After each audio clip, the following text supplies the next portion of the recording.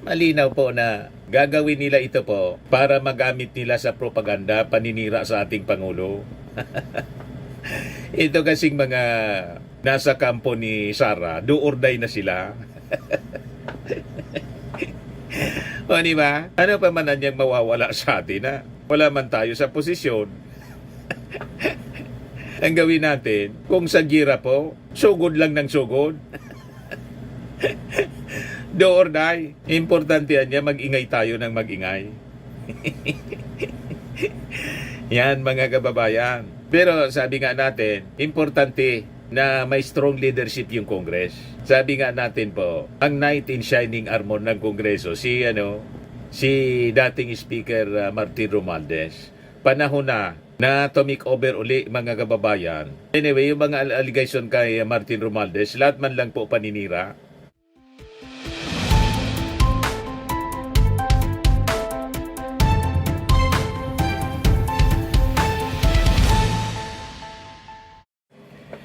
Hello po mga kababayan, si Dante Maravillas. Nag-react na po yung Palasyo Malacanang sa sinasabing planong impeachment na ipafile laban sa ating Pangulong Bongbong Marcos. Ito yung news update. Pinalabas mga kababayan sa report ng ABS-CBN. Sabi dito, Palace Press Officer Claire Castro on reported plans to file an impeachment complaints versus President Ferdinand Marcos Jr. At this point anya, these are unsubstantiated statements allegedly coming from the supporters of a certain politician, sabi po niya. The President remains committed to leading and producing results for the Filipino people. He respects the existing constitutional processes and believes that any actions taken by members of Congress will be driven by facts, the law, and the national interest. The administration will not speculate on rumors or political maneuvering, sabi po ni Jose Castro. Reaction niya yan sa naging pahayag na interview mga kababayan ng mainstream media si Edgar Erice, congressman ng Caloocan at House Deputy Minority Leader. Yan daw yung naulinigan niya, usap-usapan sa Kongreso. Pero ang sabi niya, hindi man siya mag-endorse ng anumang impeachment.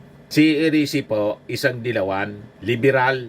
Pero yung mga liberal, mga kababayan, isa sila sa mga sumusupport sa impeachment laban kay Sara Duterte. Malamang sa malamang, ito po ay ipafile kahit alam nila hindi man sila mananalo by the numbers ng kampo po ng mga Duterte. Kasi sabi nga natin, may mga kakarampot din na mga members ng Congress, yung PDP, mga isang tricycle po ang kasya. Kasya din sa isang tricycle. Yun mga kababayan. Pero hindi man sila magtagumpay sa numero, ang importante makapag-file sila kahit ibasura po para magamit nila sa propaganda laban sa ating Pangulong Bongbong Marcos. Yan ang ating analysis dyan. Ngayon, one of the members ng majority, si Congressman Adjong, na isa sa mga rising star sa Congress during the Quadcom hearing, nag-react na rin po mga kababayan. Ito yung sabi ni Adjong, impeachment moves versus Marcos must meet constitutional standards. Yan ang sabi ni Adjong, isa sa mga matitinong congressman na kasama sa majority, Muslim siya, majority coalition, member ng majority. So sabi po ni Adjong, any impeachment impeachment case against President Ferdinand Marcos Jr. must meet the standards set by the 1987 Constitution and not be driven by speculation or partisan pressure.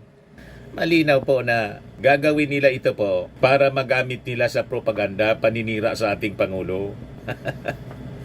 Ito kasing mga nasa kampo ni Sara, do or die na sila. O di ba? Ano pa man niyang mawawala sa atin, ha? Wala man tayo sa posisyon. Ang gawin natin, kung sa gira po, sugod lang ng sugod. Do or die. Importante niya, mag-ingay tayo ng mag-ingay. Yan mga kababayan. Pero sabi nga natin, importante na may strong leadership yung Congress. Sabi nga natin po, ang knight in shining armor ng Kongreso, si dating Speaker Martin Romualdez. Panahon na tumik over uli mga kababayan. Anyway, yung mga allegation kay Martin Romualdez, lahat man lang po paninira. Wala man pong katotohanan, walang dokumento, walang affidavit. Yung nag-iisang affidavit laban kay Martin na in-execute ni Orly Gutesa, piki pa yung notaryo. At ang sabi, si Gutesa daw po bumaliktad na kasi hindi man niya kaya na panindigan yung kanyang mga sinabi. Yung pinabasang script po ni Marcoleta. Hindi niya kayang panindigan kasi malamang sa malamang pinabasa man lang yung script sa kanya. Pinabasa na nga po, hindi pa niya maayos yung pagbabasa, tinuturuan pa ni Marcoleta. So malamang nga sa malamang, sa susunod na paglitaw ni Gutesa, sasabihin na binayaran siya ng kampo ng para idiin mga kababayan si Martin Romualdez, siraan lang po si Martin, na ang ultimate target po talaga yung ating Pangulong Bongbong Marcos. Ngayon, hindi sila nagtagumpay doon. Gusto mag-file na ng impeachment laban sa ating Pangulo. Mga loko talaga mga kababayan. Sabi dito, in a statement, Adjong who represents Lanao del Sur's 1st District maintained that the impeachment niya is a solemn constitutional mechanism that should not be politicized. Any impeachment complaint must be supported by clear facts and solid proof. Anything less will not pass constitutional scrutiny. Sabi po ni Adjong. He noted that the constitution niya is clear. Malinawan niya on the need for fairness and procedural integrity regardless of who is being accused. Ito anyang impeachment is a serious constitutional process. It cannot be based on rumors, speculation, or political talk.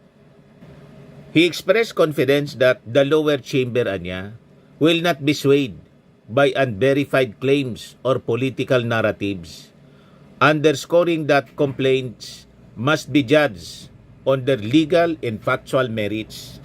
Yung may legal and factual merits mga kababayan, kitang-kita kahit sa dilim, kitang-kita pa rin. Yung pagbabanta ni Sara, di ba gabi yun?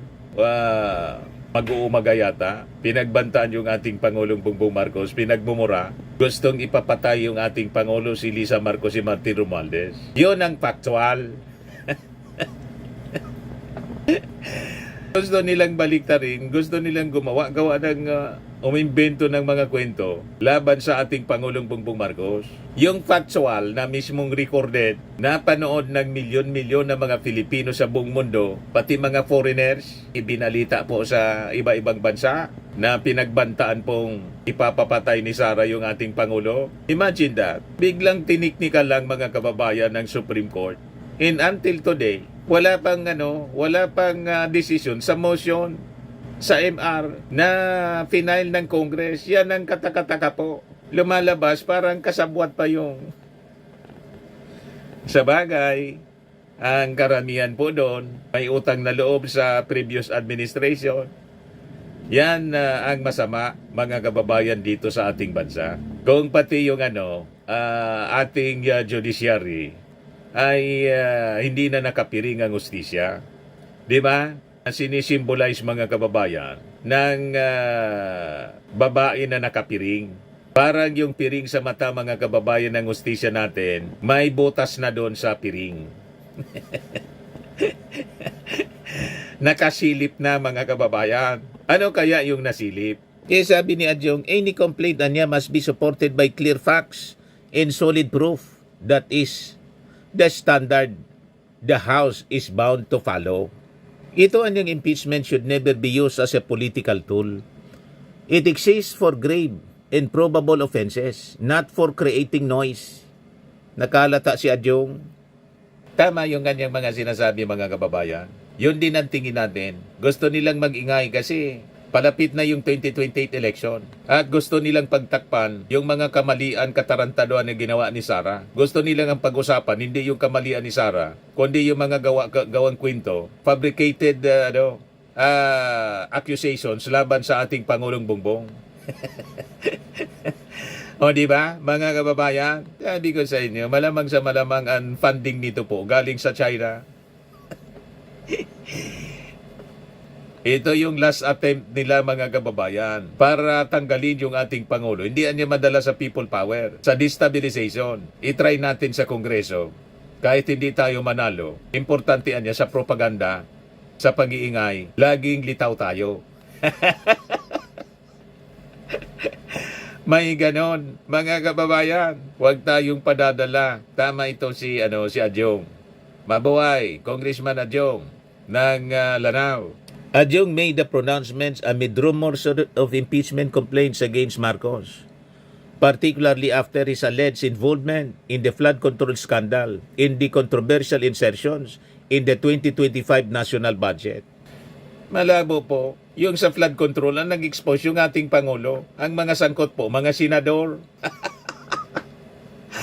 Lalo na po sa insertions. Ang sangkot po, mga senador at congressmen. Yung ating Pangulo, siya mismo yung nag-expose nito. Pati yung mga insertions sa budget sa 2025. GAA. Kaya nga nagalit yung ating Pangulo. Pagkatapos gusto ninyong baliktaran yung ating Pangulo. Yan ang gustong mangyari ng kampo ng mga Duterte, mga kababayan. Yan ang narrative nila.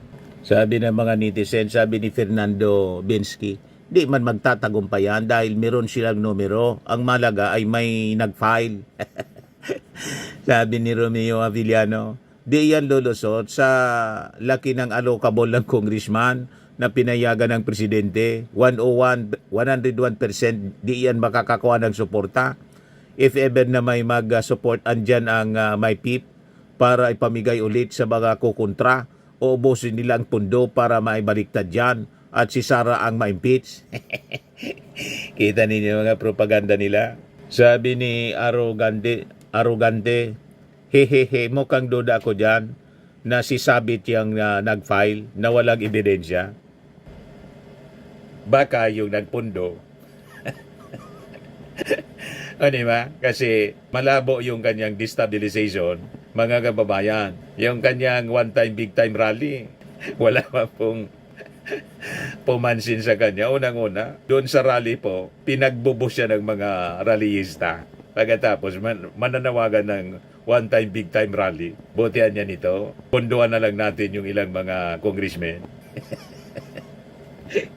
Yung mga kalyado natin para mag-file ng impeachment. Hindi baling hindi manalo, basta may nag-file. Magamit mga kababayan sa propaganda. Yun ang ating reading, mga kababayan, sa isyung ito.